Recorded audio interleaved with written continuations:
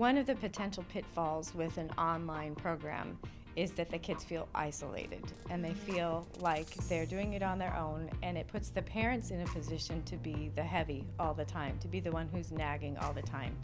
One of the things that our program does is allows these kids to come together in a community in a nice hybrid situation where they each have their own curriculum that they're working on, but they feel like they're working together, and they have plenty of support online, but they also have support in an actual classroom with their peers, as well as the academic coordinator, myself, monitoring them, making sure that they're on task, making sure they're not distracted, making sure that they stick to a schedule, and making sure that they are staying on pace with where they're supposed to be.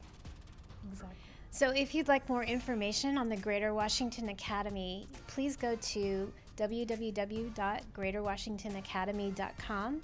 We'd be happy to answer any questions. If you have any, please feel free to stop in to the Greater Washington Academy, have a look at our facility. We'd love to show it to you. And just again, we hope that you can see our vision for a more balanced life for these children who are really striving to do what their dreams are, pursuing their passion.